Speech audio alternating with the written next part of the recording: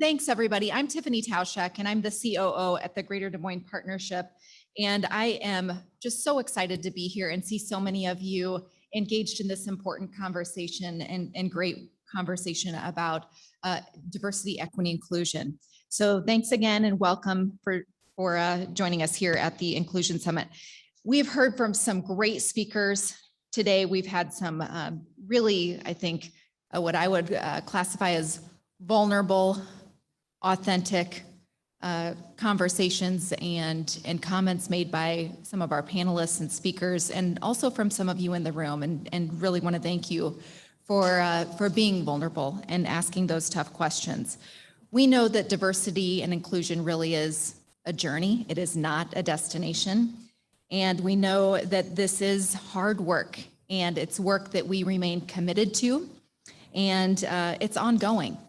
So while we know that all of us have more work to do, no matter where we are in that journey, we also want to make sure that we're taking time to celebrate along the way as we are making progress.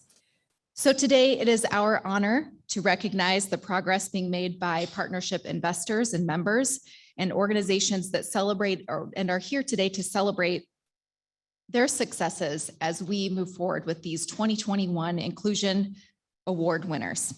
So if you haven't yet applied, if your organization has not yet applied for an Inclusion Award, we would highly recommend that you take a look at what sort of criteria the Inclusion Council is looking for. And part of the reason why it's important for you to take a look at that and consider applying is because it really does help us all pause and reflect on the work that is happening in our organizations and perhaps the work that we still need to do. So please take time to look at the award application and consider where are we at in this journey? How can we do better? We know that there are multiple facets of work involved in being an inclusive organization, and that's everything from hiring and attracting top talent, that's engagement, retention, involvement, contributions to the local community, and marginalized groups as well, including having a supplier diversity plan and program to support small, local, and diverse businesses and more. This application gives you an opportunity really to evaluate your programs and initiatives holistically and benchmark with organizations who are doing amazing work in these areas. This year's applications had some additional questions around COVID response and response to the Black Lives Matter movement. This year we received a record number of applicants, and this is really a great reflection of the progress that we're making here in our region. We know that it takes time to put effort into these applications, and we also want to thank all of the organizations that went through that process, being introspective and taking time to go through the application process. We also want to make sure that we commend you for your great work that you are doing to advance diversity, equity, inclusion in your organizations, and encourage you to please continue doing so. So I want to take a moment to thank our judges this year, which includes past award winners and members of the Partnership's Inclusion Council, particularly from nonprofit organizations that provide a neutral third-party view. So if we could, please, judges, if you're in the room, just give a quick wave as I make mention of you. This year's judges included Amy Jennings, Executive Director of the Greater Des Moines Leadership Institute, as well as Diane Parker, VP of Diversity, Equity, Inclusion at Meredith. Tim Perkins, the District Reasonable Accommodation Coordinator at the VA, Commissioner at the Commission of Native American Affairs and Inclusion Council member at the Partnership, as well as Dr. Danielle Zinel, the Executive Director at Proteus, and the Inclusion Council member at the Partnership. So thank you very much to our judges. Please help me in giving them a warm thank you.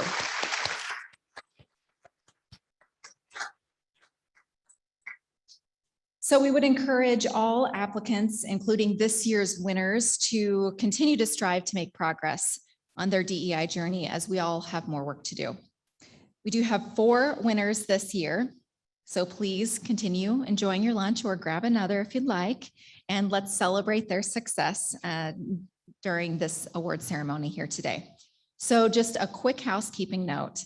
We are going to invite one individual from each of these organizations up to the stage to make some remarks, but then we would ask after this ceremony, during the break, if each of those organizations and the team members from those organizations that are here can meet over at the Inclusion Summit banner and backdrop for a quick photo op with Sanjita, Marvin, Jay. So thank you for that. All right. We are very pleased to announce the first winner of the 2021 Inclusion Award in the large business category. It is Hy-Vee. First,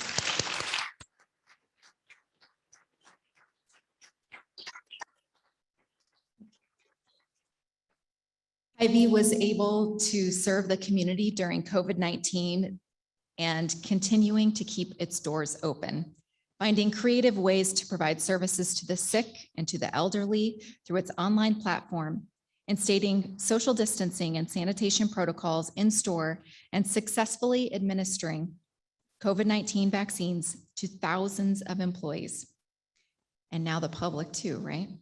Hy-Vee has successfully built partnerships with a large number of nonprofits serving diverse populations and actively hires people of diverse backgrounds, including those with disabilities, youth, and more. Hy-Vee continues to make conscious efforts to diversify its vendors, and Hy-Vee is one of the few employers who have successfully built partnerships with large nonprofits serving diverse populations. Now let's watch this video about our award winner. Hy-Vee is a company that has over 91,000 employees, and we operate primarily in 8 states.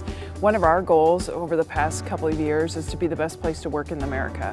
And in order to be the best place to work in America, we want to make sure that we have a culture that's welcoming for everyone. If we want to continue to prosper, we need to make sure that our workforce is contemporary and reflects the population that we live in. It helps us to go out there and be part of that workforce and to let people know that we care, that we want them on board, that we are there for them. We surveyed our employees and asked them what was important to them to make sure that Hy-Vee was the best place to work in America. And their direct response was to make sure that we had an inclusive environment. That means things like providing bilingual training assistance, bilingual interpretation where needed, and just an overall greater understanding of how the company works. Jarrell started with our company in 2003 as a bagger. He is part of the deaf community. They love him. They always see a friendly smile, which is what we're all about, a helpful smile in every aisle, and he gives that. We made him part of our family and a part of our world, and it works perfectly with how he progresses and moves to the future. That's why he enjoys the long lines and loves to work hard, and will continue to do it for many years. I feel like I'm a representative of those individuals who want to continue to strive and do well for themselves, and I'm happy to help them to do that. You know, you can take anyone and build that confidence in them, teach them, be that role model, and help them be successful. You know, we build strengths and bonds, and we take everyone and let them know that there is a place for them within this company, no matter what it is, and then help them to grow within our company.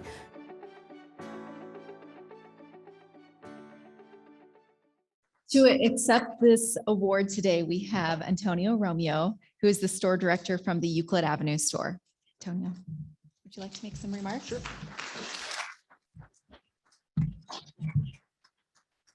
Thank you. It's an honor to accept this award on behalf of Hy-Vee and all of our 91,000 employees, including Jarrell in the video, who just happens to work at my store. So a great guy. As a company, we understand not only the importance, but really the value of DEI. And we always have. This past year, I'll tell you, we really ramped up our efforts on DEI and our training and our education, and really invested in it. And we've noticed some big results as a company and specifically at my store. It was talked about in the video, but Hy-Vee's always been regarded as a great place to shop and a great place to work, but it's our mission now to be the best place to shop and the best place to work. And part of that, you know, is our push on DEI, and it's made us a better place to shop and a better place to work. And I can talk to you from my own store and the experience of my own store. So It is an ongoing journey. We understand that. We will continue our efforts. We've made great progress, but we will continue our efforts in this area. So thank you again for this honor and for the award.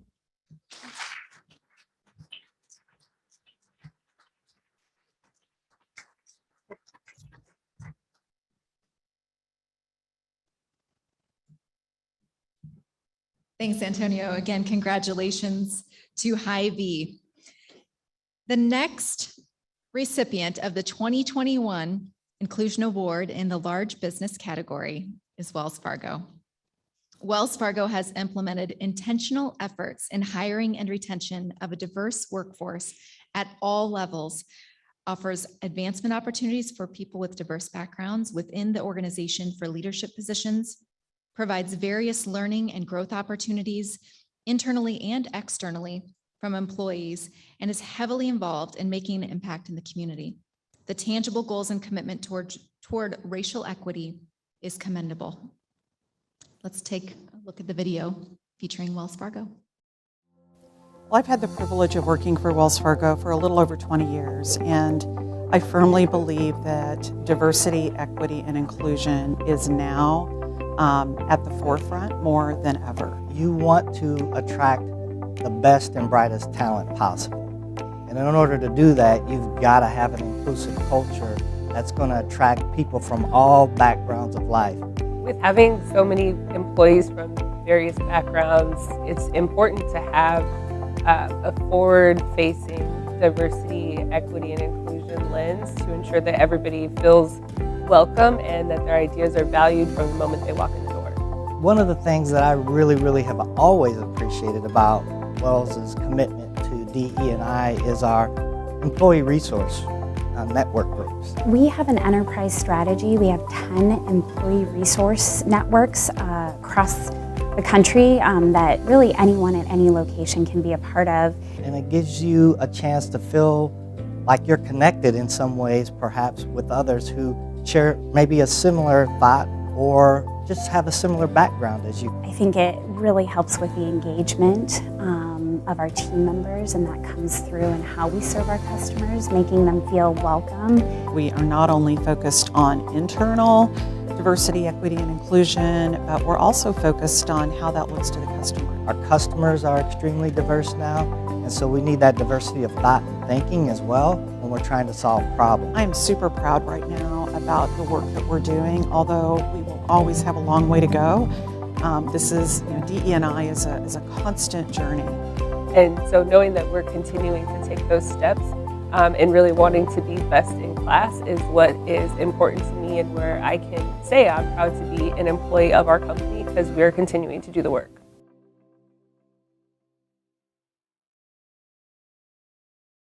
Please help me welcome Micah Kiel to the stage to accept the award on behalf of the Wells Fargo team. Micah.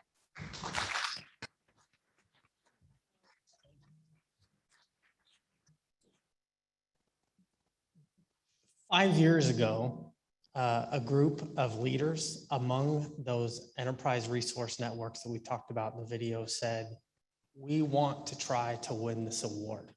And why? Because if we do, I'll stand back, it tells us we're going in the right direction. We knew we had changes to make in terms of the diversity dimension, representation at levels of leadership, in terms of inclusion, building synergy among our teams, and certainly in terms of equity through many of the practices that have been here, but locally and nationally taking steps of equity. And one of the best ones that we have taken is advancing racial equity. And it's something we're all very proud of to say we've publicly stated that is our principle and that is our goal, both within our lines of business as well as our philanthropic activities. So this represents, it's very personal to us because we made this goal a number of years ago. I'm very grateful to the partnership for providing something for us to aim for. It's made us better, and we're glad to celebrate with Hy-Vee and the other award winners today. So thank you.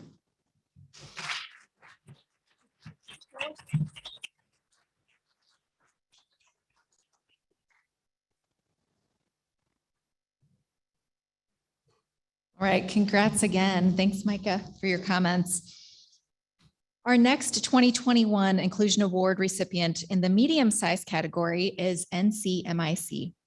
NCMIC has demonstrated an intentional focus on DEI. NCMIC's CEO, Mike McCoy, was one of the very first leaders in the region to sign the CEO Commitment to Racial Equity in DSM. NCMIC supports diverse suppliers and worked hard during the pandemic to keep employees engaged. They held drive-by celebrations for retirements and other milestones as well.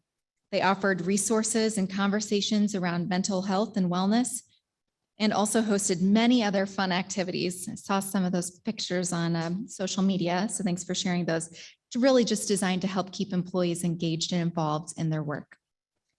Let's watch their video. NCMIC is on a purposeful journey regarding diversity, equity, and inclusion. And we're certainly not experts in this space, but we are passionate about an inclusive environment. We take care of your own no matter what you look like, no matter what you believe. It's really ingrained in the culture here. Moving into 2020 and 2021 and the path forward in our 75th year anniversary, we really aligned that mantra. So it truly means we take care of our own, meaning each other, the community, and our customers. I'm proud to share that over our 75 years, we've never been as diverse as a workforce as we are right now. It's so important because as we continue to grow and be sustainable in our communities and into the future, we need diverse talent to bring in that solid leadership, that solid individual talents that you can't always have if you don't have a diverse background in your organizations. I was a participant in the rotational employment program. It was the first year that NCMIC had ever launched something of that magnitude, specifically for Black people, people of color. We spent about 5 to 6 months in 3 different rotations. We were able to see every aspect of the job. We were also able to sit and have personal one-on-ones with senior management team, the CEO. We bring our whole self to work. And so we not only understand that we all come from different backgrounds and have different experiences, we've got to respect and have grace for each other in that space so we can be the best that we can be for our organizations and our customers. I can't think of a better way to conclude our 75th anniversary celebration than being able to share this recognition around the Inclusion Award. So thank you very much.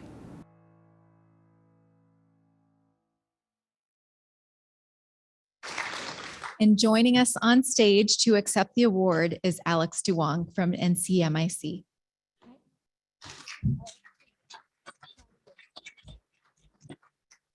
Xin chào everyone, and ni hao to everybody who watching online. I'm Alex.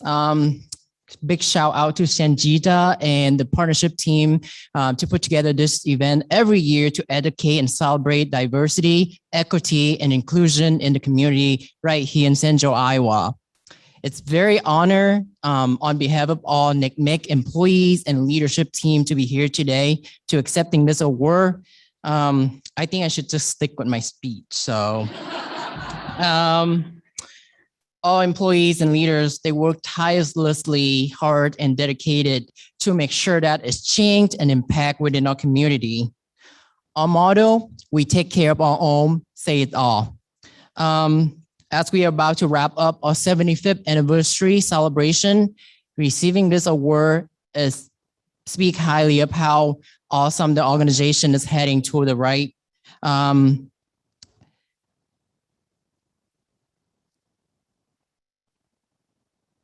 See, I told you I should stick with my speech, right? As an Asian American immigrant, I was born and raised in Vietnam. I speak 5 different languages when I moved here, and English wasn't one of them. So representation matters. I'm proud to work for an organization like NCMIC, who talk the talk and walk the walk. It gives me a hope and a voice as I wake up every day feeling proud, knowing that NCMIC is taking the path forward and building a more inclusive workplace. Inclusion can bring about growth and love to a community and the workforce, and it moves underrepresented group from the margin into the mainstream. So thank you for this award, and go NCMIC.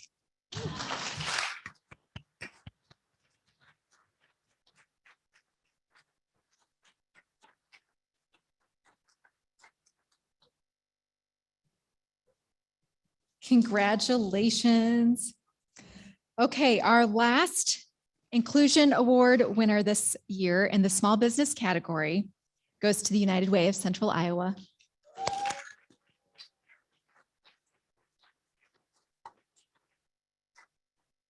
United Way has been a strong pillar fostering an equitable, engaged, and empowered community for many years.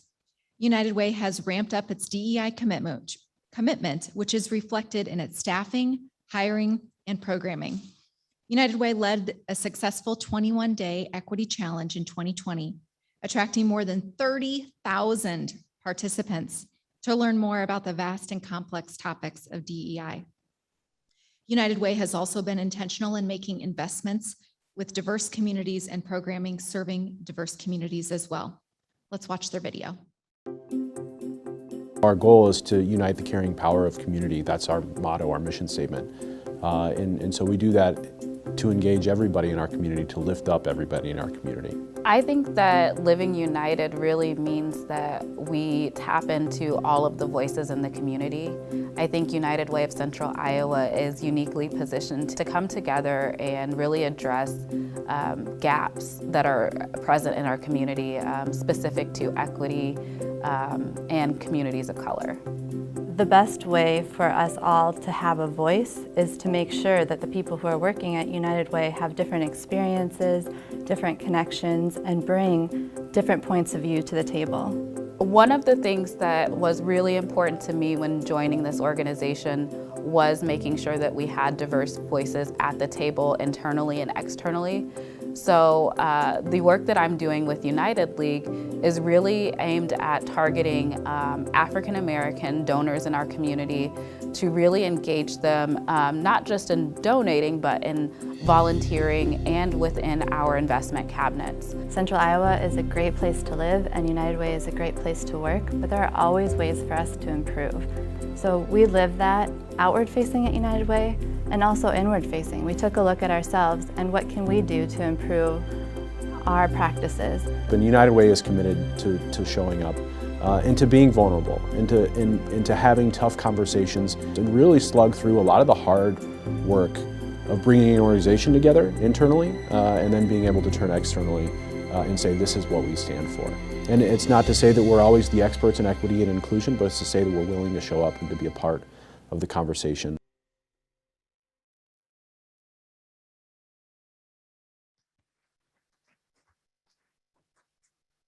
And accepting the award today is Mary Sellers, President and CEO of United Way of Central Iowa. Mary. Thanks, Tiffany. Thanks, Jay, Marvin, the entire partnership team, the Inclusion Council, the Planning Committee for making today possible. These types of gatherings are important for our community, and so I just want to extend some thanks. I also want to extend thanks to my colleagues here, my colleagues online, and my colleagues who are doing what we do every day, fanning throughout the community in service to the community. I also want to acknowledge our board. I think we have one board member here. Suzanne, are you still here? Heckenleibel? Yes, in the back. Our board members online. And I'd be remiss if I didn't acknowledge my predecessor, Elizabeth Buck, who has done great work in this space to advance our organization, our community. I consider myself lucky and proud to follow her. I also want to extend thanks to the broader community. United Way cannot execute on our work without engagement of our community. That's our corporate partners, our funded partners, those with lived experience. It takes all voices to be at the table for us to tackle the important work we have before us. And just this past January, we launched our new strategic imperative, not only for United Way, but for our community. And two words that really echoed for me this morning was equity and thrive. And our strategic imperative is called United to Thrive, because it's not enough for people to be self-sufficient.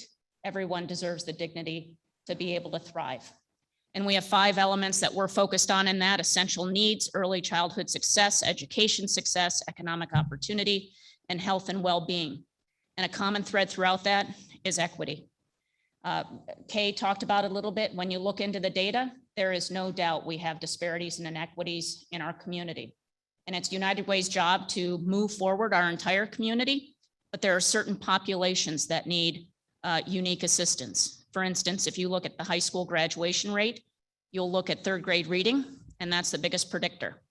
Kids of color, students of color, and specifically Black male students are most at risk of not being at grade level reading at the end of third grade. Therefore, they're less likely to graduate from high school with a plan for the future.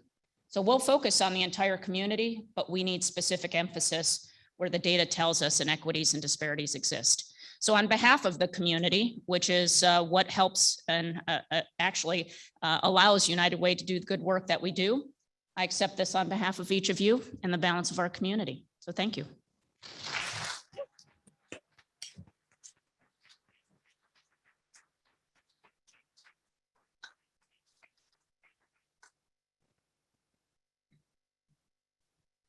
Congratulations again. Again, one big shout out to our award winners today, Hy-Vee, Wells Fargo, NCMIC, and the United Way of Central Iowa, each for receiving a 2021 Inclusion Award.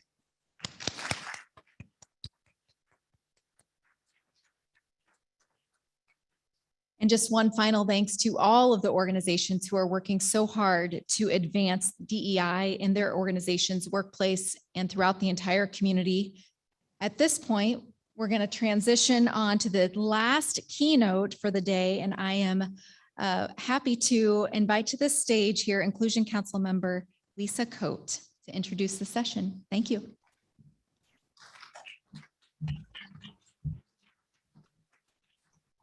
Wow. Those amazing, all the hard work that each of you have done to become Inclusion Award winners. Let's give another round of applause to the winners. Grace, thank you. I guess I am taller. Okay, yeah. Can you hear me? Okay. Okay, I guess I'll start with my name, Lisa Coate. Again, I'm Lisa Coate, and I'm the community liaison for Nationwide here in Des Moines, and a proud member of the Inclusion Council and a co-chair with Angela Weekly here for the 2021 Inclusion Summit. Yeah, thank you. So I hope you're all enjoying today's session and you're all filling those tool belts with lots of takeaways. I'm very excited to announce the last keynote for our day, Kenji Yoshino. Kenji is the Chief Justice Earl Warren Professor of Constitutional Law at NYU School of Law. He is an East Coast native, now living in New York City with his husband and 2 children. Kenji studied at Harvard, Oxford, and Yale Law School. His fields are constitutional law, anti-discrimination law, and law and literature. He has received several distinctions for his teaching and research and is the author of 3 books. He has been published in major academic journals, including the Harvard Law Review, the Stanford Law Review, and the Yale Law Journal. He has also written for the Los Angeles Times, the New York Times, and the Washington Post. Please join me in giving a warm Iowa welcome to Kenji Yoshino.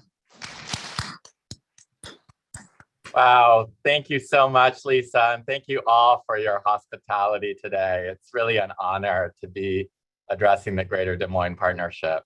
I'm going to be talking today about the value of authenticity, and I'm just going to get ahead of my skis a little bit while we're waiting for the slides and to say, let's begin with the problem that we're all trying to solve for, which is that many decades after we've been hard at work on issues of diversity and inclusion, the numbers at the top remain quite grim. So at last count, 1% of Fortune 500 CEOs were Black, 8.2% were women, and 0.6% were openly LGBT. So it seems like we need a new theory or hypothesis of how to solve this problem, because whatever we've been throwing at it to date has not been working. And I want to give you a new idea today, which is not a theory of everything, but I hope is an important piece of the problem.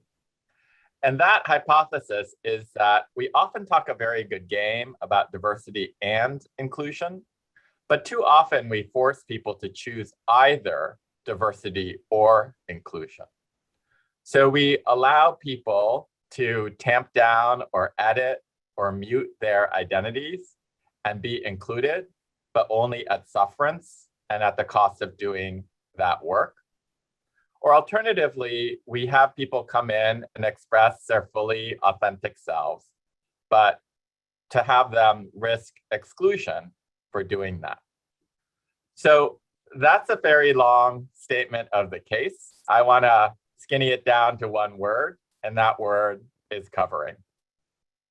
I wrote a book on this some years ago, and I define covering there as a strategy through which an individual downplays a known stigmatized identity to blend into the mainstream. So this is the work that we do when we are outside of the dominant group in the workplace in order to make sure that we assimilate and that we can move smoothly through the organization. But I want to offer to you today that that comes at a great cost, not only to the individual, but also to the organization. So I italicized the word known here in the definition of covering in order to drive a wedge in between covering and the perhaps more familiar term passing. So when you're passing, people literally don't know that you belong to a particular group.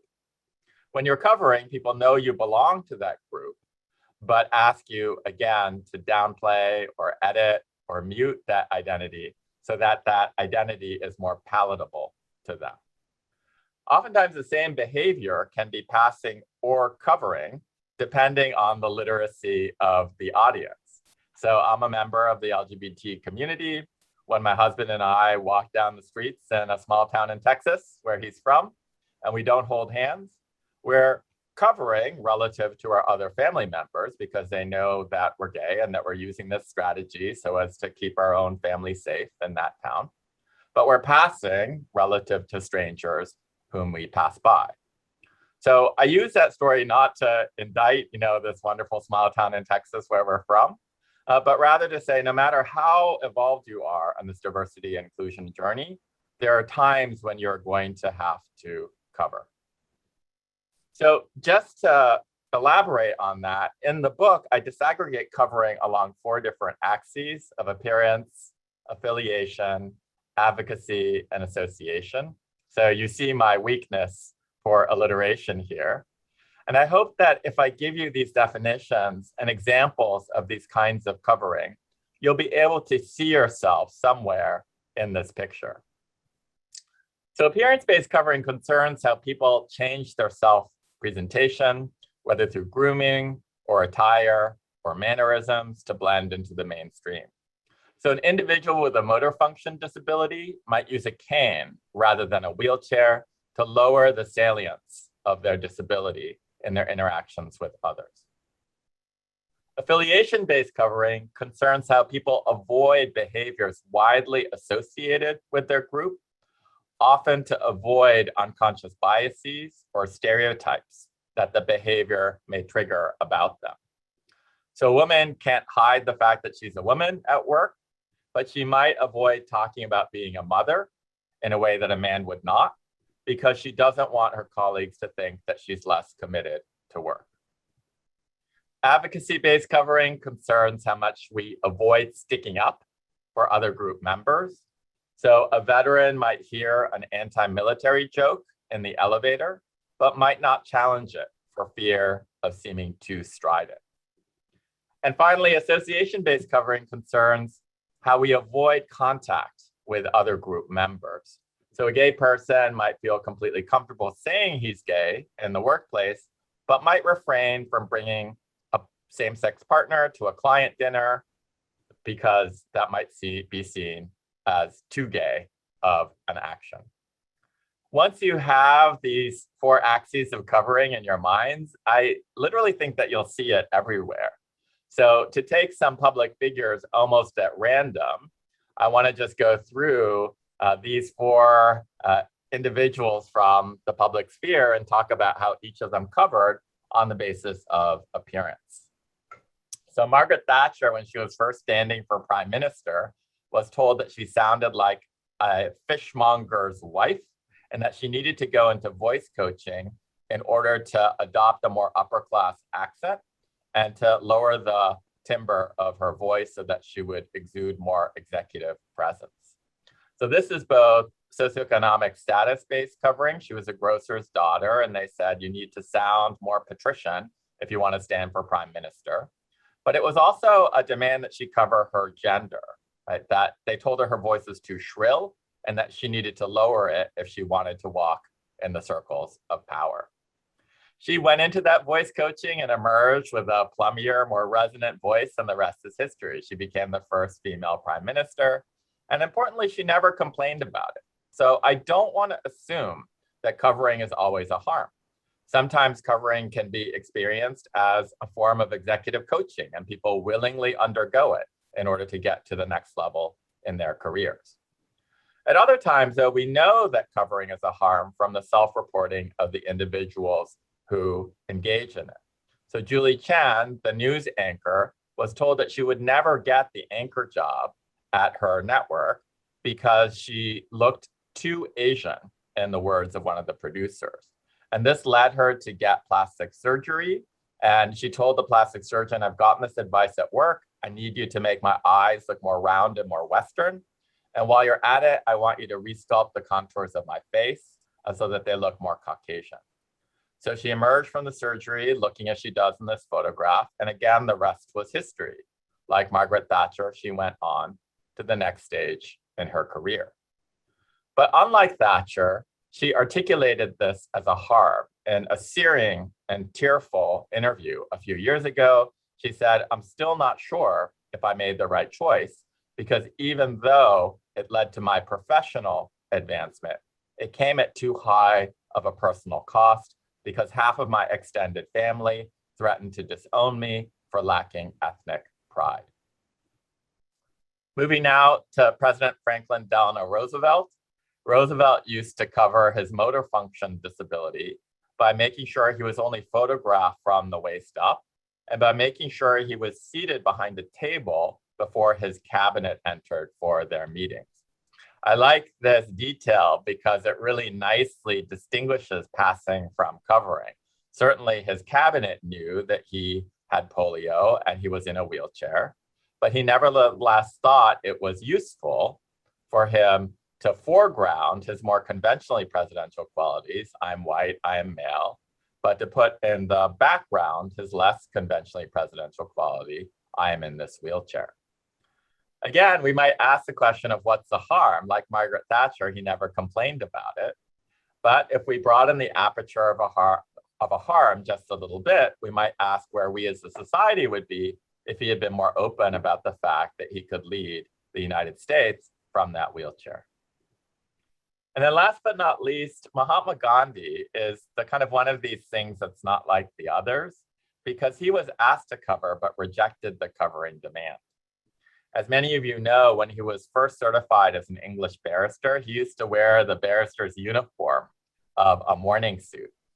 But as he became more involved in Indian nationalist politics, he started to wear more traditional Indian garb, as we see him here. When he had attained global renown, he was invited back to Buckingham Palace by no less than King George V. And the king had one request of him, which is that he return in Western garb, dressed as an English barrister. And Gandhi said, in words that I'll never forget, to do that would be disrespectful to your highness because it would be artificial. So I think we all intuitively understand the value of assimilation, the notion of the melting pot, that we need to go along to get along. But I think that we need to put more of an emphasis in 2021 on the value of authenticity, because I don't think I'm the only one at this conference who feels a thrill of pride and admiration when he hears somebody saying, take me or leave me as I am. Here I stand, I can do no other. And of course, the invitation was not rescinded, and Gandhi went to England dressed as we see him here. So this is about as far as I got in that book I was talking about. And I know I wouldn't have the honor of addressing this august audience today if the project hadn't gotten a major reboot a few years ago, when the management consultancy Deloitte came to me and said, this is actually a wonderful idea for diversity and inclusion, but you're not an empiricist, and the people we work with are not going to do anything about this unless they have data. So let's collaborate. We have a great people analytics team. We'll design the survey. We'll push it out even to our own clients in the Fortune 500, and we'll see what we get.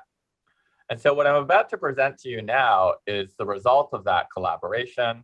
And we've done multiple iterations of the survey, but I'm actually going to rely on the set of results that we published in a paper whose link we can circulate in the chat called Uncovering Talent. It's available on the internet for free for those of you who want to just Google it. But this is a survey of 3,129 respondents in the Fortune 500. And we asked, first of all, do you cover, right? A very simple question. 61% of respondents said that they covered along one dimension or another. That ranged from 83% of LGBT respondents to 79% of Black respondents, 66% of women, all the way down to 45% of straight white men. So I want to draw two messages from this slide. The first is that 45% statistic, because I actually found this to be a jaw-dropping statistic, because too often we treat straight white men as either the people who are going to be lionized as the folks who are going to solve the problem, or the people we demonize as the people who are creating the problem for everybody else. This 45% statistic explodes that idea and says, straight white men are not on the outside looking in on this D&I conversation. They're in the soup with the rest of us, because 45% of them, a strong plurality, are saying that they cover along one dimension or another. So the great thing about data is that you can cut it and explore it. So we immediately looked at the ways in which straight white men covered, because we were really interested in how this ostensibly most privileged cohort engaged in covering. And among the top ways in which straight white men reported covering were things like socioeconomic status, veteran status, mental health, illness or disability, religion, and age. So once you understand that nobody is immune from the covering demand, this becomes less of an us versus them project and becomes a universal project of authenticity and human flourishing. This truly is a project that lifts all boats. At the same time, and this is the other message that I would like to draw from the slide, there's a really marked contrast between the incidence of straight white male covering and the incidence of the covering engaged in by other cohorts. So I now want to contrast that 45% statistic with the 83% of LGBT individuals or the 79% of Black individuals who reported covering. So we can hold both of these realities in our heads, and we have to be able to do that, which is to say, everybody pays this tax of covering, but the tax is not assessed evenly across cohorts. Some people are working much harder on their identities alongside working their jobs in order to make it in the workplace. Now, of course, even if the incidence of covering were really high, if the impact were low, if everyone were, as I imagine Margaret Thatcher to be, saying, I do this, but it's not harmful to me, I just view it as a form of executive coaching so that I can exude more leadership gravitas, then this wouldn't really be a project. So the next battery of questions that we asked were about the impact of this covering on the people who engaged in it. And what we found was that of that 61% who reported covering, 60 to 73% said that this was somewhat to extremely detrimental to their sense of self. So we found that covering really hurt, because this wasn't just any harm, this was harm that rose to a certain level, and a vast supermajority of individuals who covered said this was harmful. We then sort of anticipated that organizations would say, yes, I can see that people are covering, I can see that it hurts them, but the call is not coming from inside the house. In other words, we're an enlightened organization. We're not going to impose these covering demands on our employees. These covering demands must be coming from national culture, peer groups outside of work, family culture, but we're a good organization. We don't do that kind of nonsense, right? So we asked the question, do your leaders expect you to cover? And 53% of respondents said, yes, our leaders do expect us to cover. And of that 53%, 50% said this expectation by leaders somewhat to extremely diminish their sense of commitment to the organization.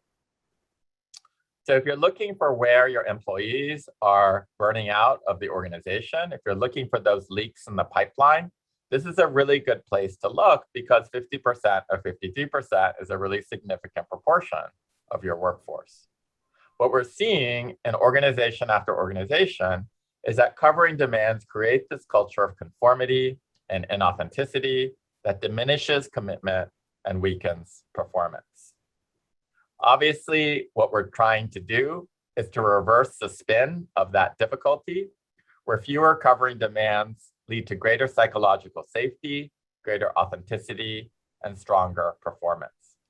I haven't used the phrase psychological safety yet, so let me define it here. It comes from the amazing Harvard Business School professor, Amy Edmondson, and she defines psychological safety as a team climate characterized by interpersonal trust and mutual respect in which people feel comfortable being themselves. In other words, psychological safety is like the breeding ground for authenticity and uncovering. And I worried a little bit that this term psych safety was a little bit soft or spongy, but the more I looked into it, I saw that study after study, whether from industry or academia, corroborated the link in between psychological safety and performance. So for example, Google did a massive study of its 180 highest performing teams, and it found that psychological safety was the highest correlate for that high performance in those teams. Now, I know the caliber of this audience, so I know that at this point, you want to kick the tires on this idea. It may seem a little bit too good to be true. It may seem that you have some skepticism, about it floating around in your heads. And I've gotten these two questions so often that I thought I would just answer them in the middle of my talk rather than waiting for the Q&A so that you could just let go of them. Right? So the question that I always get, at some point in this presentation is, are all forms of covering bad, right? So I seem to be carrying the brief for authenticity, but surely it can't be that all forms of covering, that all forms of assimilation are necessarily bad. In fact, some forms of covering might be either neutral or even beneficial to the smooth functioning of an organization. And so my answer to this, are all forms of covering bad, is an emphatic no. Not all forms of covering are bad. And to help land that plane, I want you to imagine that I came to work alongside you tomorrow and I engaged in rapidly antisocial forms of behavior. And when you said to me, Kenji, can you please knock it off? You're driving everybody around you to distraction. What if I said, well, you're asking me to cover. This is my authentic self, and I happen to be an incredibly obnoxious person, right? So you just have to live with it. This is a workplace I would propose that no one would want to work in. So it seems pretty clear that I have to answer this question, are all forms of covering bad, with a resounding no. But as many of you will have intuited, that just pushes me to the much harder question of, how then do we distinguish between the good and bad forms of covering? And I have a two-word answer here, which is organizational values. So in many of the organizations that we surveyed, people said, I have to cover the fact that I'm a Democrat or I'm a Republican, and I experienced that as a real harm. From our perspective, this was not problematic because none of the organizations that we surveyed said that they valued the expression of political affiliation at work. So this is not one of their values of inclusion. In contrast, every single organization that we surveyed had the value of wanting to include people on the basis of gender. But every organization that we surveyed said, or had some woman reporting out of it who said, we have to cover our gender at work by, for example, not talking about our children. So we think that the second issue is problematic, whereas the first issue is not, because in the second instance, there is some kind of mismatch in between the stated organizational value and the value as it's experienced and lived on the ground. The organization is saying out of one side of its mouth, we want to include women. On the other side, it's saying to its women, you have to manage your identity in ways that men do not in order to fit in at this workplace. In the first instance, with regard to political affiliation, there's no mismatch, right? Because the organization, whatever else it's getting right or wrong, is at least not being hypocritical. It's not saying we value political affiliation, but put a lid on it when it comes to your own political affiliation in the workplace. So I hope that's helpful in sort of helping us get a little bit more nuanced about what forms of covering are problematic and when we know that they're problematic. In other words, not all forms of covering are problematic, only the forms of covering that violate organizational values are problematic. So given that most organizations that are listening today have values of inclusion around race, gender, and sexual orientation, I thought I would spin you through some case studies. So the first one on sexual orientation will let me share with you, right, a covering table. So one of the cool things that I love about the survey, and Deloitte gets all the props here, is that it was not just quantitative, it was also qualitative. So as you'll see, the incidence of covering by LGBT individuals, 83%, is review, and that's on the left. What's new here is the table on the right, which looks at the 4 axes of covering: appearance, affiliation, advocacy, and association, and allows people to respond qualitatively about how they experience pressure to adjust their identities on the job in a way that makes them feel like they don't belong or that they can't be their authentic selves at work. So I'm not going to read every slide, but I thought I would just pick out representative examples from each one. Here under association, we see I never bring a +1 to work events. I also try to avoid mentoring or sponsoring only people who are LGBT. So what I like about this answer is that part of it is really specific to the cohort. I never bring a +1 to work events was something that we only saw in the LGBT cohort in our survey. But the other one, I try to avoid mentoring or sponsoring only people who belong to my own group, was something that we saw over and over and over again. And this obviously cuts off people who come from diverse backgrounds from people who might share their own life experience and who might be wonderful mentors to them, because the would-be mentors are feeling pressure not to tip over one wing and mentoring too many people of that cohort due to the association-based covering demand. Let me move on now to gender. As you'll recall, 66% of women cover along at least one axis. Here I'd like to draw out the affiliation-based covering. I pretend that being a mother is no big deal and doesn't take up much of my time to prove that I have more time to work. Now, I mentioned this example a couple of times, and that was deliberate because this is the most commonly reported affiliation-based covering demand by women. And it came up so often that I looked in the social science research because I figured that some brilliant sort of psychologists or sociologists would have said something about this. And in fact, I was right. The sociologist Shelley Carell at Stanford talks about how there is a fatherhood premium and a motherhood penalty. So if 2 people say, I just had a kid, if I say it and my female colleague says it, radically different things will happen to us. On average, I will get a pay hike and she will get a pay cut. The reason for this, Carell says, is because different unconscious biases are triggered when a man says, I just had a kid, from when a woman says, I just had a kid.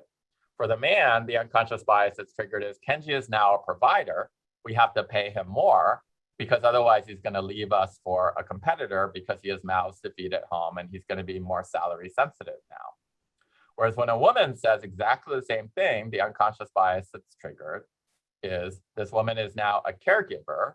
She's either going to get, pulled out of the workplace entirely, or she's going to be less committed to the workplace because of her caregiving responsibilities.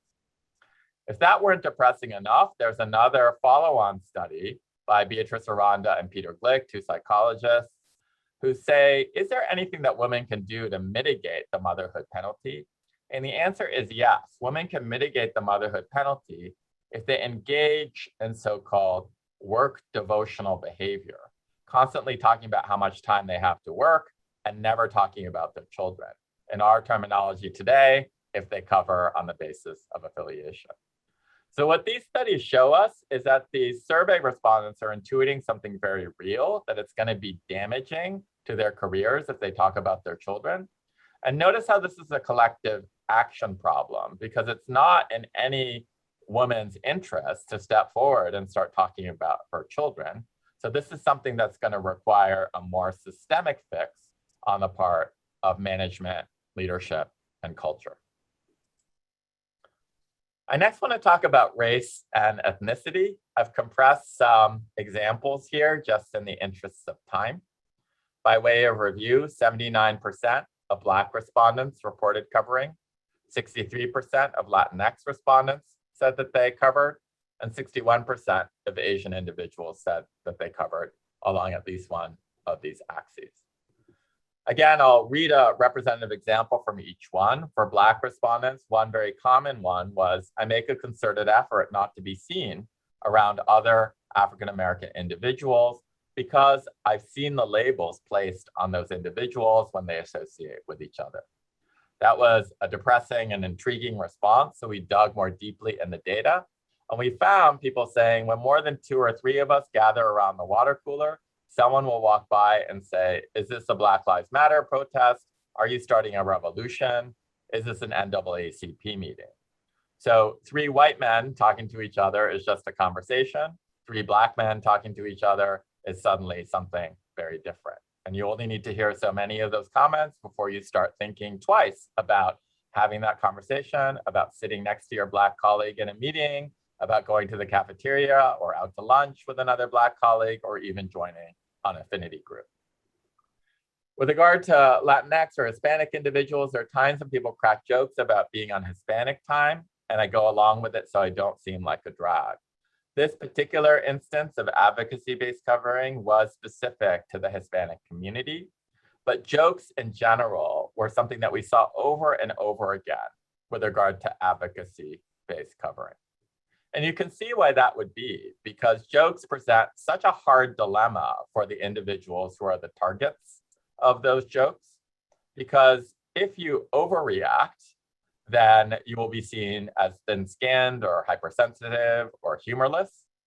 But if you underreact, then you feel like you haven't stuck up for yourself or for your group, and you're forced to walk around for the rest of the day, if not longer, feeling ashamed of yourself for not having done that. And then finally, affiliation-based covering. This is the Asian American example. I try to stay away from work that's stereotypical of Asians, for example, math, right? So for those of you who are listening today who are in financial services, I know some of you are, or in the tech industry, I'm sure this sends a shiver down your spine, because imagine the great quant person or the future Fields Prize winner who's in college saying, I'm really passionate about math, but I want to avoid the ethnic stereotype of being the next Asian American who's interested in math. And so I'm going to major in comparative literature instead.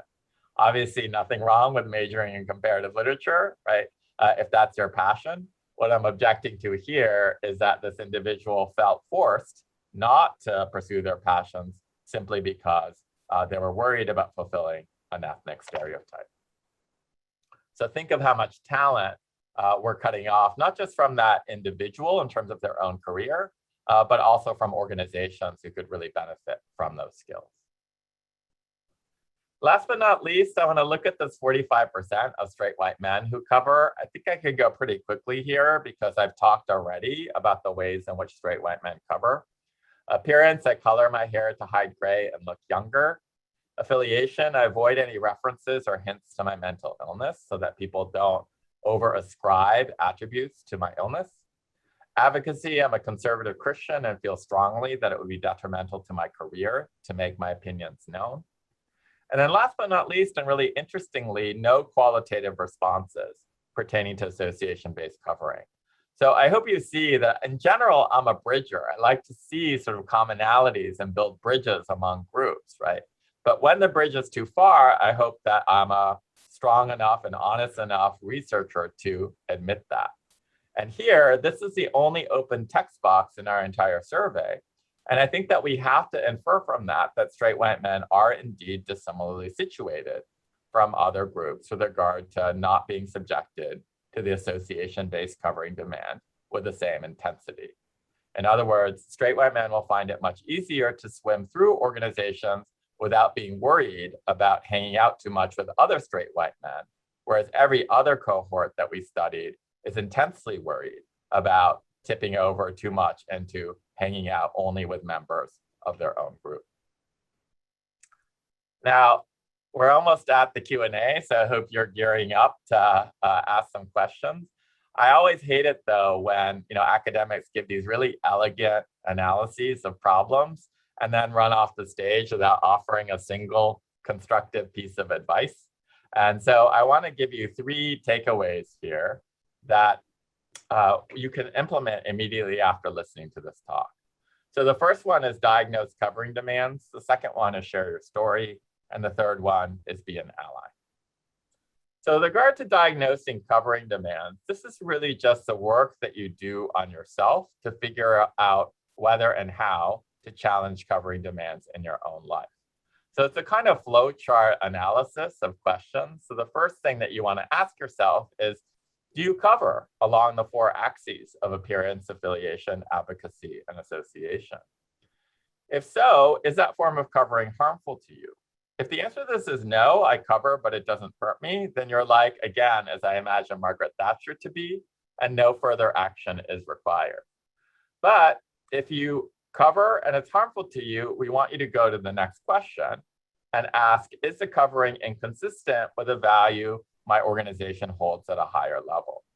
So again, to take the example of political affiliation, if I say, oh, I'm a Republican and I have to cover that and that's hurtful to me, but the organization doesn't say we have a value in you expressing your political affiliation. In fact, we have a value in not having those contentious debates at work, right?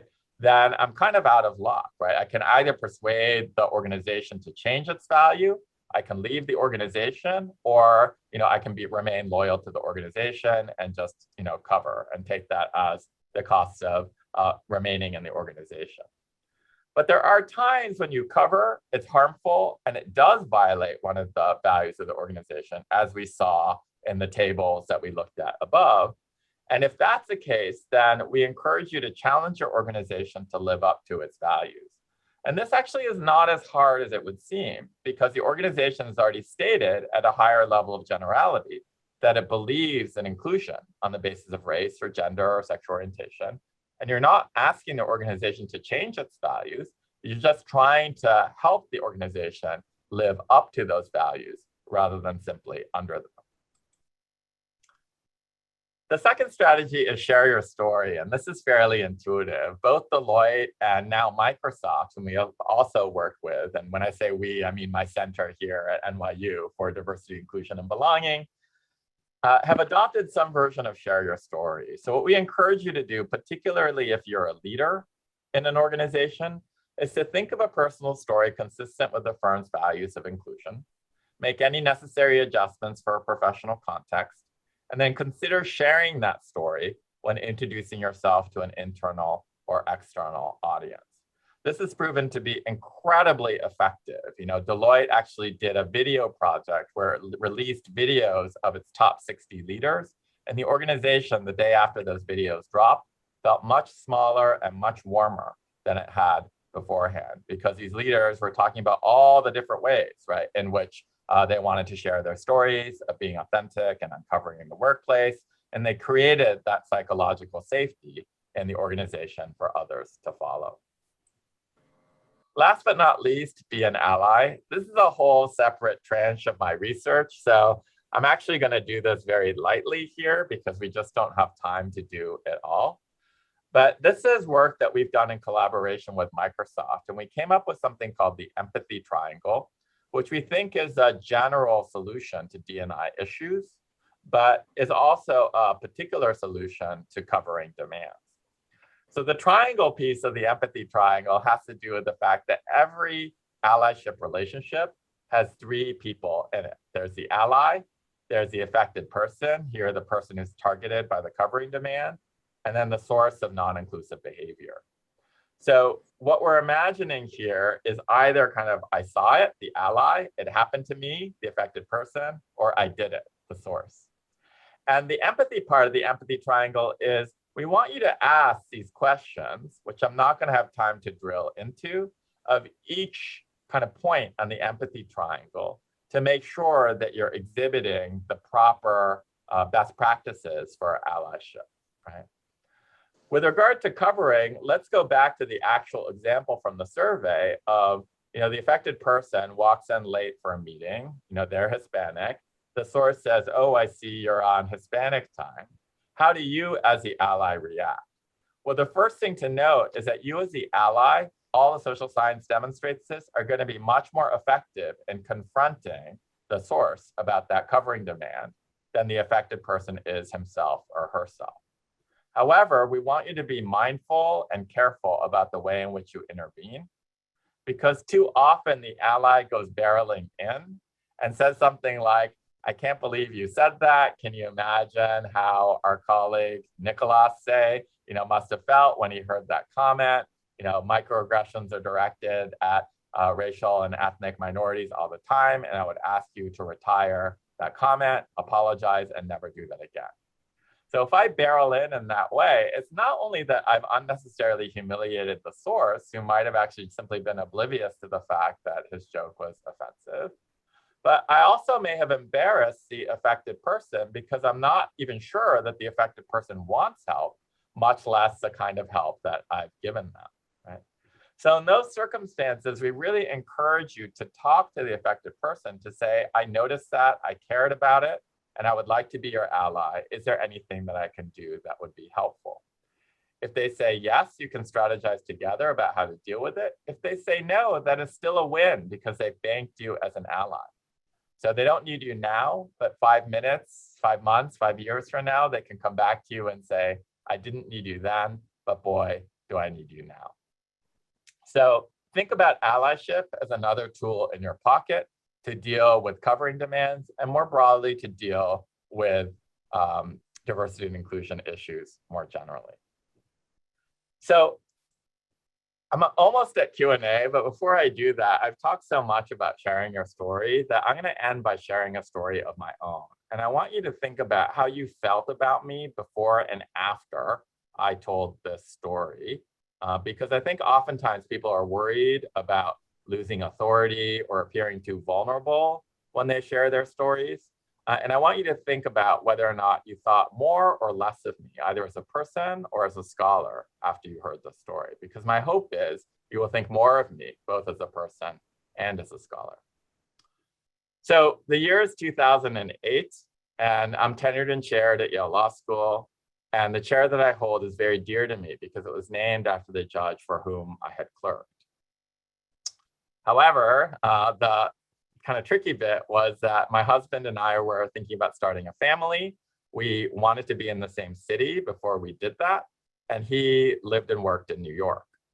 And I was unable to convince him that New Haven was the city in which we should raise our family. I was unable to convince him that New Haven even was a city.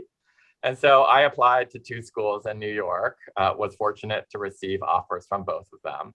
And then the recruiting season began. Both of the deans began to call me. And the dean of NYU at the time, a wonderful person named Ricky Revesz, said, Kenji, we know this chair that you have at Yale is really important to you. We looked in our roster to find a similar chair and couldn't find one. And so we actually took an extraordinary step of endowing a new chair. So we raised $5 million. We've created this new chair in honor of your work at the intersection of constitutional law and civil rights law. And it is the Earl Warren Professorship of Constitutional Law. And there was this long ringing silence where I was kind of sitting in my discomfort because every people-pleasing bone in my body wanted to take that chair, which had been offered with all the goodwill in the world, but I knew I couldn't do it because I had just written the book on covering, and I knew that to accept the chair would be a form of advocacy-based covering. So finally, I spoke up and I said, Ricky, I'm really sorry, but I can't take that chair. And he was astonished, and I could tell a little bit annoyed. And he said, why on earth not? I hope you understand how much work went into this. And I said, well, as you may know, I'm of Japanese descent. And as you may know, as Attorney General of California, Earl Warren superintended the internment of over 100,000 people of Japanese ancestry without any due process or criminal charges. And I just can't be honored with the name of an individual who has so dishonored my people. So Ricky immediately understood, and he said, I get it. Please don't make any sudden movements. I'll call you back in 3 days. 3 days later, he calls back and he says, I have a new chair for you. And I said, great, lay it on me. And he said, we would now like to offer you the Chief Justice Earl Warren Professorship of Constitutional Law. And this time I was the one who was a little bit astonished and annoyed. And I said, what difference could that possibly make? You've just taken the chair I rejected 3 days ago, tacked on the words Chief Justice to the front of it, and offered it back to me as if it were a new chair. And Ricky said, no, hear me out. In the intervening days since our last conversation, I've read a biography of Earl Warren. And in that biography, Earl Warren says that the thing that he most regretted about his legal career was the internment of the Japanese.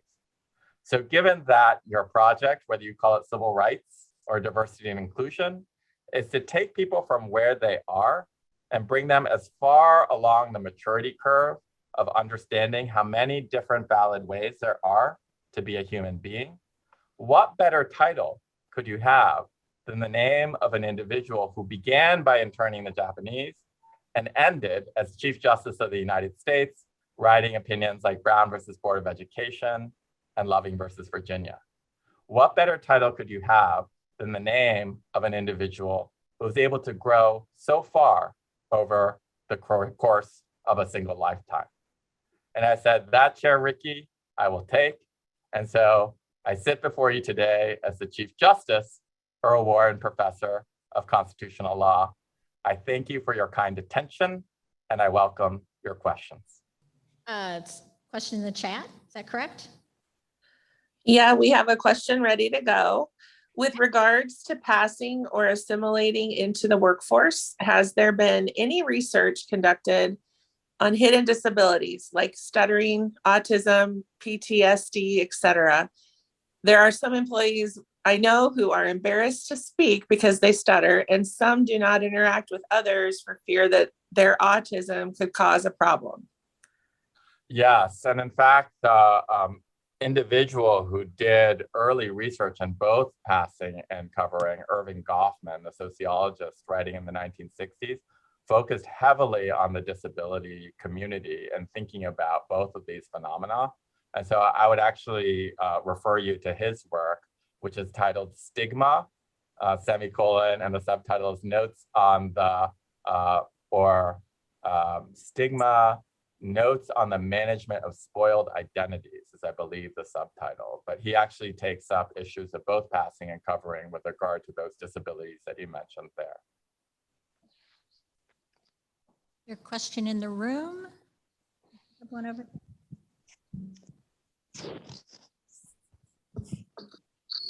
Yes, can you hear me okay?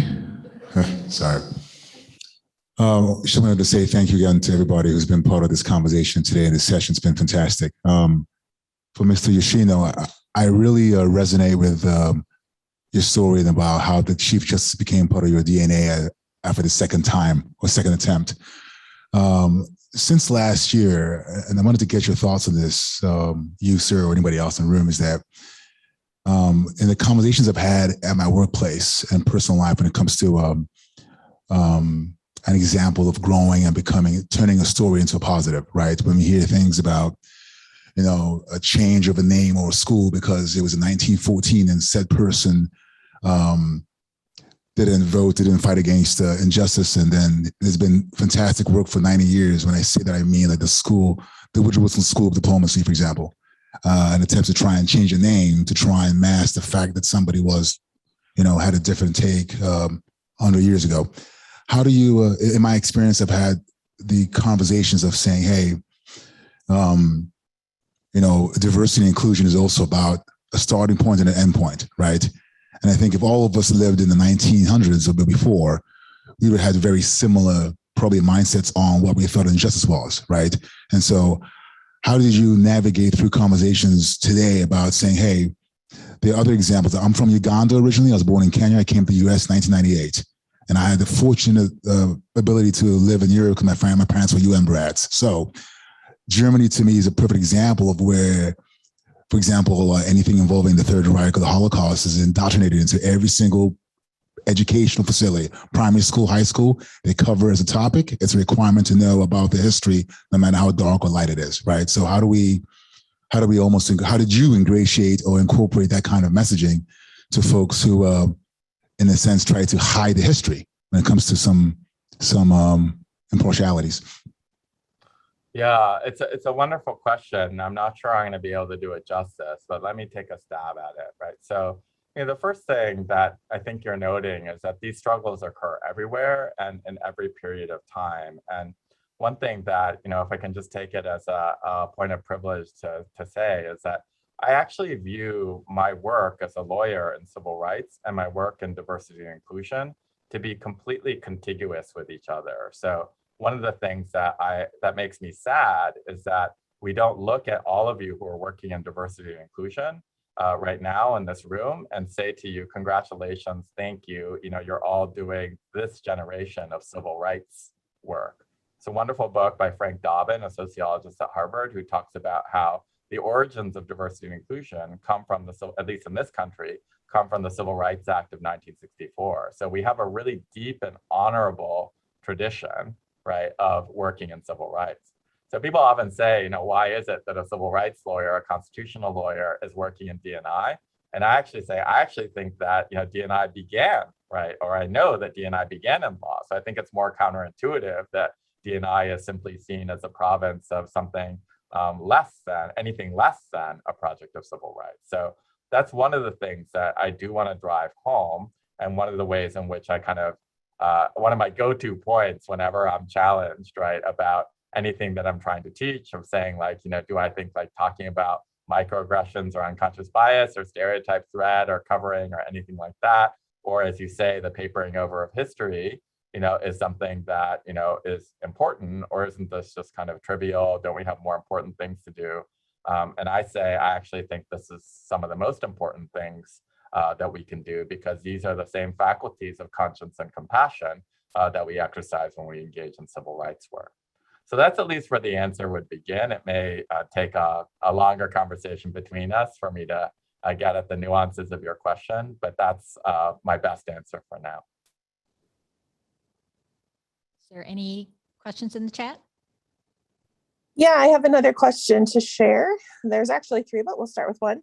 Is the demand for women about pretending that motherhood is not a big deal consistent, happening at the same rate for women across racial and or ethnic backgrounds? Or in other words, for individuals with minoritized identities and those with more than one minoritized identity, did some of the covers become less or more important because of having multiple of these identities? For example, for a gay Latinx woman, was the motherhood covering the top covering? Beautiful. Thank you for that.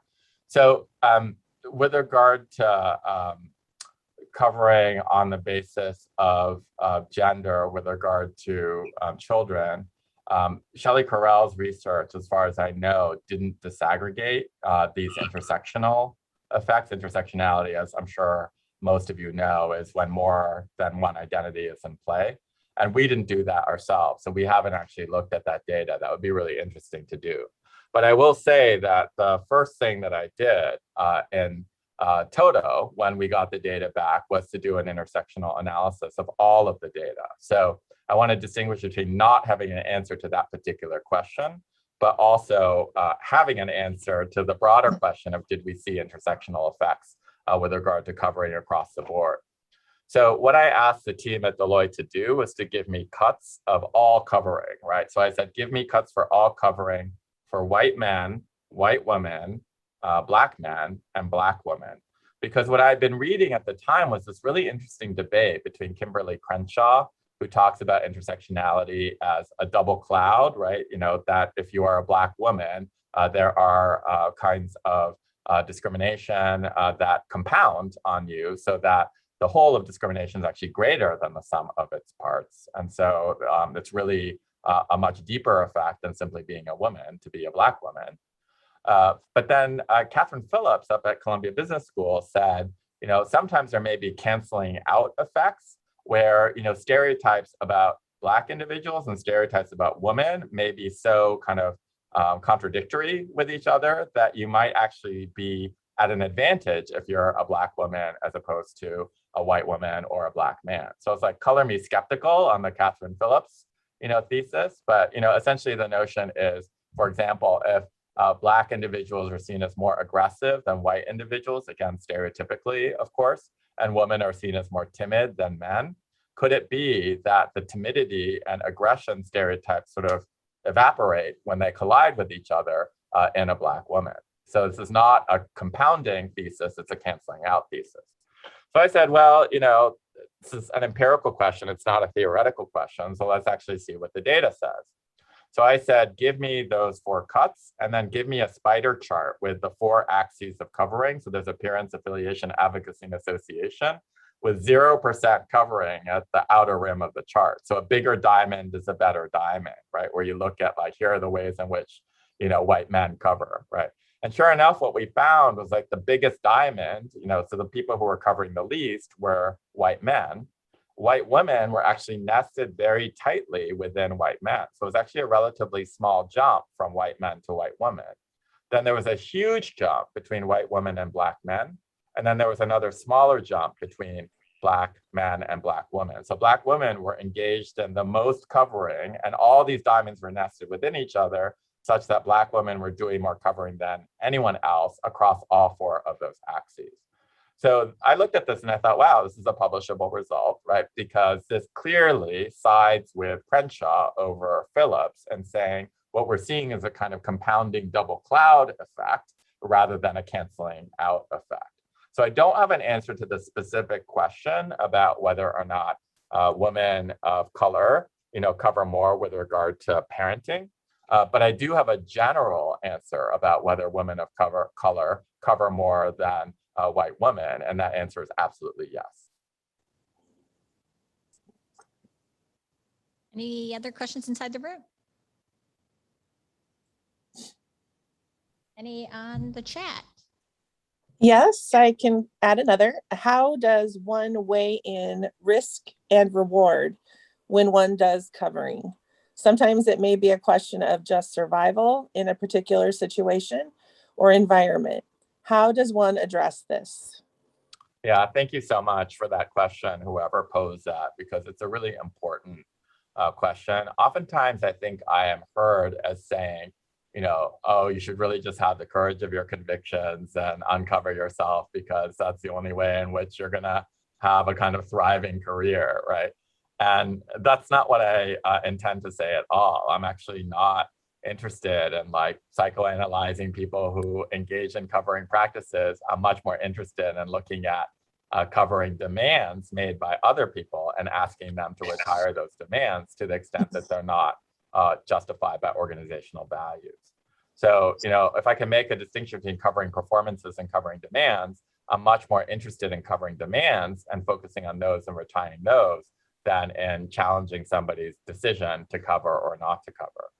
So my answer to this notion of like, how do you actually balance the risk and reward calculus is to say, in some ways, I think that still puts the focus on the wrong person. Like, I don't want to, you know, torture the person who's already disempowered in the exchange about what the right decision is with regard to covering. I'd much rather turn to the manager of that person and the leaders of that organization to say, look, we can document that covering demands are being made within this organization. What are you going to do about it? So that's why I say things like sharing your story or being an ally are really particularly powerful strategies because they don't rely on the individual. They reside, in the people around that individual, right? Who, for example, as leaders are sharing their own stories and creating more psychological safety so that the risks appear less and the rewards appear higher, right? And then with regard to allyship, that's all about this notion of don't blame the victim. The person who's being asked to cover is the most vulnerable person, right? So rather than asking that person to fight their own battles, as in again, reverting to the Hispanic person who's being told they're on Hispanic time, don't make that person have to challenge that joke because that person is in a really difficult position of either seeming to be oversensitive or having to, bite their tongue but feel like they didn't stick up for themselves. So if you stick up for that person as the ally who is not Hispanic, right, that actually can do a world of good, and then that person can stick up for you, on your issues on the next round. Hey, Kenji, I do have a question that actually was texted to me. After the pandemic and working from home, I heard many people of color, friends, employees saying how much working from home was helpful to them, that they felt like they didn't have to cover while working from home and how much less pressured they felt. How can organizations take this into consideration as they review their return to work plans? Great, yeah. So I want to, at the risk of contradicting the premise of the question, right? I want to say I have heard that, but I have also heard some really important qualifications to that as well. Oftentimes people say to me, Kenji, you must be in heaven right now because everyone's remote.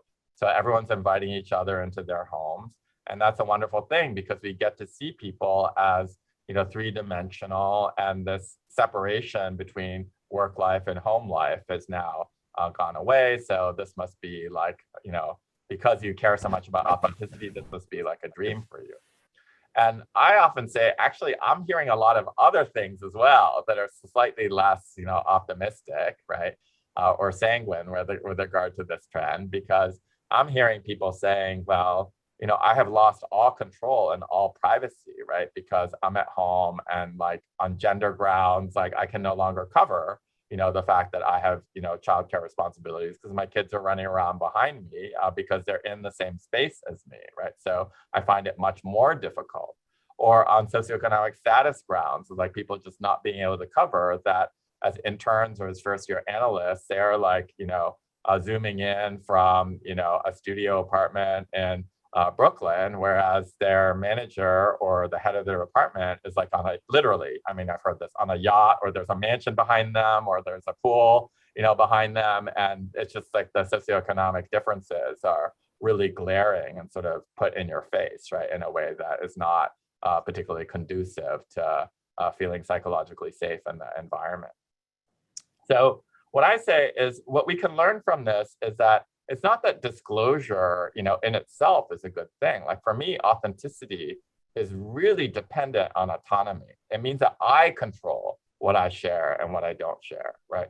So the idea that I would kind of be forced, right, to invite somebody into my home when I don't particularly want to do that, right, for particular reasons, like kids running around behind me or having a studio apartment, when my counterpart is, zooming in from a yacht. Like maybe I don't want that, right, as part of the interaction and part of my, life story that I'm presenting to my colleague, right? So I think what we can learn from this is, we want to give people more kind of authenticity, but that doesn't mean that it's not like a necessary effect of, having people come in from their homes and zoom in from their homes that we're going to get that, because that often lacks the kind of autonomy premise, right? Sure, people can put in sort of screen filters, but oftentimes those things break down, or, children find a way. I have two kids myself, as you know, so, children sort of find a way to get around those filters and make their presences known, and so on and so forth. So I think what we carry away from that is it's a wonderful thing to be able to present more of a three-dimensional picture of yourself. But that to me is more of a narrative about wanting more autonomy in how we organize our work lives. So I want the autonomy to work more from home when I'm not needed in the office. I want the autonomy to share what I want to share, right? So just because I'm working from my home doesn't mean that, you can ask me for a tour of my home as my work colleague, right? And ask me to sort of carry my laptop around to show you various views of my house, right? So I think that what this teaches us is like authenticity itself, right, is not worth that much unless it's accompanied by respect for people's autonomy as human beings about what they want to disclose and what they don't want to disclose. And that is a critical component of my vision of authenticity. Hello, how's everyone doing? Do I need to get you up, stand you up a little bit, shake it off? Everyone's good here? All right. Well, hello again. My name is Dr. Marvin DeGier, and I'm the Senior Vice President of Talent Development at the Greater Des Moines Partnership. And I have the honor of closing us out today, and what a day it's been, right? We started off with a powerful CEO panel, not just a CEO panel, but a CEO panel of women, a diverse group of women, powerful in its own right. We've had some very dynamic keynote speakers today. We've honored 4 wonderful companies that are continuing this journey in DEI. So again, just thank you all for this wonderful day. So on behalf of the partnership, I would like to thank you again for joining us. And for some of you that know this from a spiritual standpoint, I must have been in the Holy Ghost last night. I tweaked a couple of my comments because Kenji took one of my quotes. So I was like, you said rising tides lift all boats. So I said, well, I'm glad I switched that. So so I have a quote for you today, actually from auto inventor Henry Ford. He said, coming together is a beginning. Keeping together is progress. Working together is success. Now I know some of you are like, why are you quoting Henry Ford at an inclusion summit? But outside of this visionary view of Henry Ford to put us all on wheels, he was also a visionary and an innovator on creating a diverse workforce, an equitable workforce, an inclusive workforce in the early 1900s before there were even laws to do so. One that created a Black middle class just less than 50 years after slavery ended by paying African Americans $5 a day, which equates to basically about $138 today, every day. A welcoming environment for immigrants where he employed 62 different nationalities in the early 1900s. Welcoming people from the Middle East that led to the first mosque being built here in the United States. Hiring the first Asian Indian employee that led to the creation of Ford India. Leading the charge to hire, accommodate, and adapt to the needs of nearly 1,000 persons with disabilities. And this is all from 1903 to 1920. So not only did he think about putting us in transportation that we didn't even think could exist, he thought about what it looked like to have all of us coming together and doing it. Because he recognized very early on that not one person or individual can do this work alone. You can't complete a vision by yourself. You have to bring everybody together to do so. Again, I say that again, not one individual organization can do this work alone. It takes us all working together to continue this journey and complete this work that we all want us to see. So thank you all as partners in this work of advancing diversity and equity and inclusion alongside us here at the partnership. We also know that many are new in this journey of DEI. And so for some, as it was mentioned today throughout the day, even as recent as the past 18 months.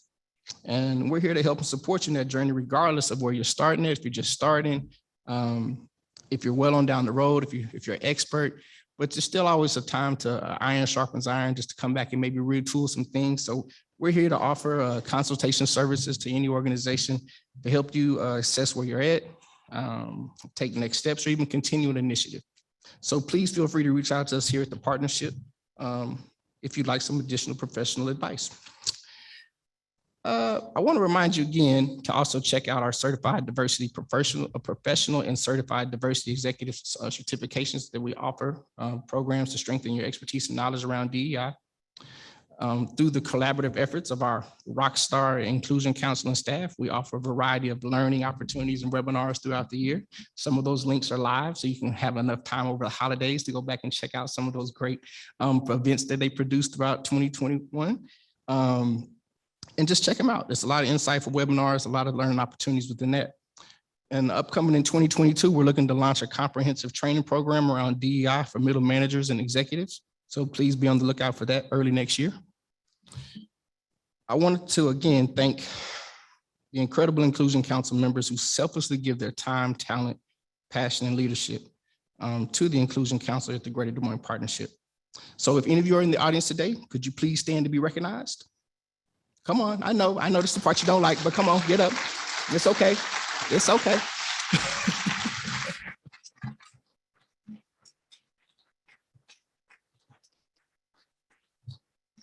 I know it's the end of the day. We had more, in and out throughout the day. So thank you again for your time, talent, and passion in advancing diversity, equity, and inclusion in our community. We want to end our session today by, again, we started with some words from some members of the community. So we want to end it today and allow them to express what an equitable world looks like to them. So let's watch that video.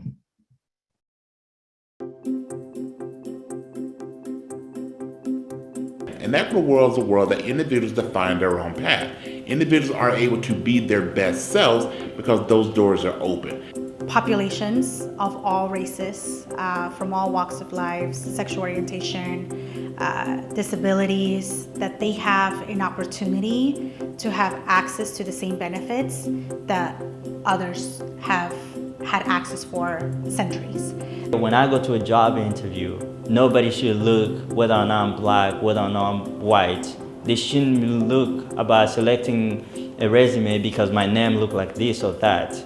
They should just treat me as a normal person. To me, no discrimination, equal opportunity. We live in the same world, in the same country. Why people get different opportunity? Just making sure everybody gets a fair chance. I mean, not everybody starts where everyone else starts, and the sooner people can start realizing that, realize it's not griping and whining, it's just the way the world is, we'll all do better. If there's someone that has proven over and over of this discriminatory behavior or this targeting behavior, being able to be confident enough to remove them and replace them with somebody that is actually committed to equity. What I would imagine an equitable world to look like would be having American Sign Language, so ASL, having that be a required foreign language at high schools, colleges, and universities, or at least providing the option so that people who have different perspectives on life and different approaches are able to meet each other halfway. If we make decisions and create systems that will target or will serve those who have been underserved or ignored and minoritized, we will by default serve everyone else. I see it being a space of love, a space of comfort where we can all exist together. And that world looks like to me is dismantling those systems that are really keeping people oppressed. And that is work that has to be done in every policy, every meeting. We can't be an afterthought. Equity has to be the lining of your organization.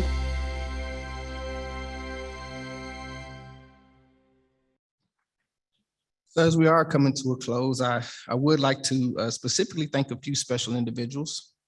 First, I'd like again to thank Angela Weekly and Lisa Coates, our co-chairs for the Inclusion Summit Committee.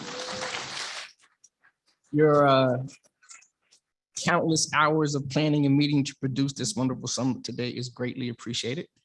Next, I want to actually thank our talent and comms team from the Greater Des Moines Partnership. If you haven't produced a hybrid event, trust me, it's very real and difficult. So thank you all for pulling this off today. Thank you.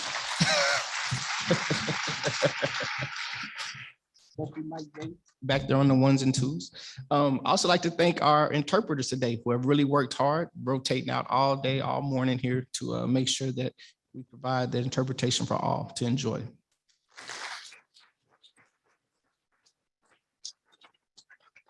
Now I get to bring somebody up I like to welcome as well. So next I want to thank Micah Kiel. Again, you all heard earlier, Micah is the Vice President of Community Relations, Social Impact, and Sustainability at Wells Fargo.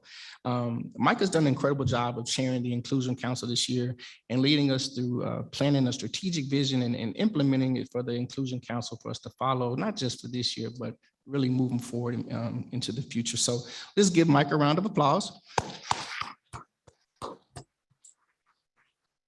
Thank you for your leadership and service. And Micah, I'd like to just invite you on up here to the stage to share a few words.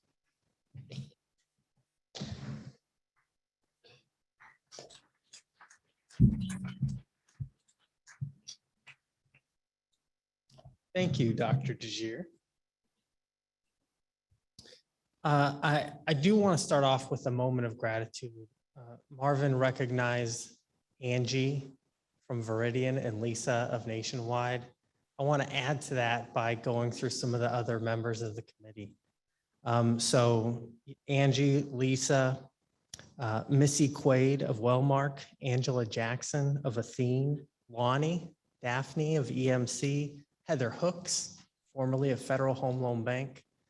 These individuals, these wonderful, wonderful leaders have met weekly for many months to bring this wonderful content to us.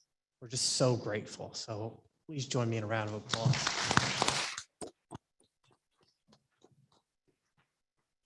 I also want to specifically recognize Sanjita Pradhan. Yeah, I know you're shaking your head, but yes, of course.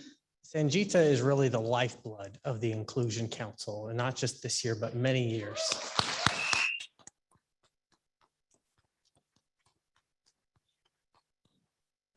My final thank you is so many wonderful terms. I'm going to throw out a new one just for posterity, but I really want to thank the disruptors in our society and certainly within the Inclusion Council, and specifically the disruptors of the status quo.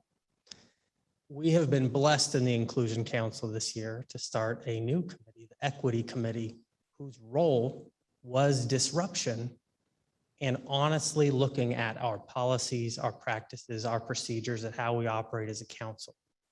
Those individuals who have a sterling professional reputation of what I'll call the art of disruption have helped us be better. And it's been a great year to experiment in the art of embracing disruption, which turns into innovation, which turns into the norms that we all hope for.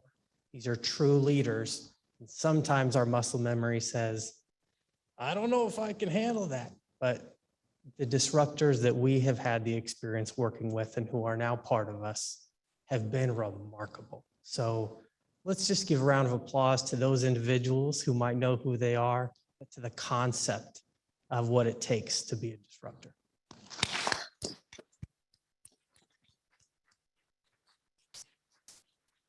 And last and certainly not least, Dr. DeGier, the wonderful man behind me, is about to introduce an individual who will become next year's chairperson of the Inclusion Council. And I will not say this person's name, but he is a remarkable human being. And for all of the wonderful advancements that our community is making and that this year's conference has made, this year's summit, he will help lead us to an even better place. So Dr. DeGier, I'll turn it over to you and tell us who that wonderful person is. Well, thank you, Micah, for building the suspense. But no, seriously, I would like to thank our current vice chair and incoming chair of the Inclusion Council for 2022, Selu Timbo. Selu is again the vice president of community and diversity relations at Hy-Vee.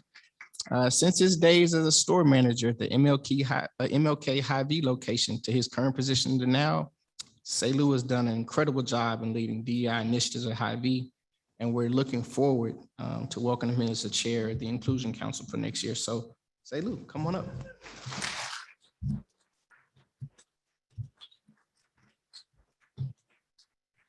How's everybody doing? Why do they got to do that to me? So I wrote down like 4 notes. I was going to come up, thank, say, hey, it's good to see y'all, and leave. Right? I do want to pause for a second, though. In the spirit of what tomorrow is, anyone in the room who's a veteran or active duty, please stand up. Veteran or active duty?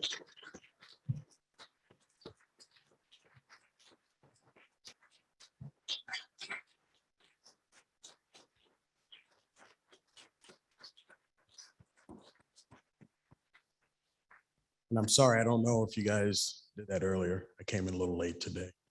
Thank you for your service. Thanks for your selfless acts to keep us safe in America.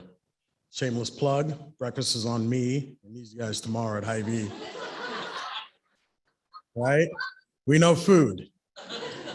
No, listen, all I can really do is echo some of the things that were said. Throughout the day, from what I got to see, I got a few videos to watch when I get back. I'm gonna need some links, so apologize I was late. What an amazing event. Through playing this game of cooties. Okay, you're supposed to laugh at that. We've had a challenging couple of years. The committee that put this on, Greater Des Moines Partnership, Jay, Tiffany, thanks for your leadership, Marvin. We're able to come and celebrate, which is what this is about. Inspire action is what you saw on TV, on the videos from the speakers. And continue to move forward. So going back to the word action, that's really what the challenge is. For the council, I look forward to working with you next year, supporting any way I can. You know, we have some amazing leaders, people I look up to, people I've known for a long time, 25 years, right, Angie? Right?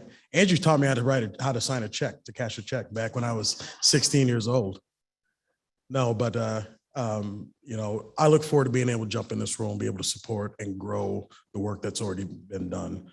Micah, thanks for your leadership. It's been a great year working with you. Don't turn that phone off. I'm gonna call you, right? We're gonna continue to move the needle together. I will throw out one challenge. As you're out there in your organization, as you're doing amazing things, as you saw from the store leaders, the amazing leaders here from Hy-Vee that I can brag about, but you guys are doing things in your markets. Please share those. Let's know, let's hear them.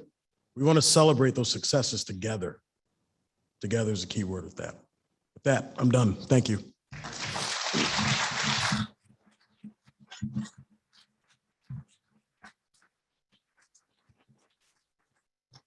All right, thank you, Selu. I'll leave you all with this. In a time that we are facing so much uncertainty, maybe more than any of us experienced at any point in our lifetime, we cannot let fear, division, and hate be our guide. But we must lean even more into love, civility, and justice to create the diverse, equitable, inclusive region, state, and country that we need for the 21st century and beyond. I take you back to the quote earlier. That's going to take all of us working together to achieve that success of what we know we can be moving forward. So I just, you know, Selu just said it, but it's going to take the work, the action of all of us in this room, all of the folks that joined us online today. And we just have to hold on to that and keep working and knowing that going into 2022, we can just take this thing to a whole nother level. And I believe in all the power of us working together in this room to be able to accomplish that. So with that, again, I'd like to thank you all for making the time to join us today. We'd love to hear all your feedback on today's event. You all should see a survey in your inboxes. It's there waiting on you. So please take a few minutes to complete the survey so we can not only have another successful event, but even again, from your feedback, make it even better for next year. So again, thank you all. Enjoy the rest of your day and stay dry.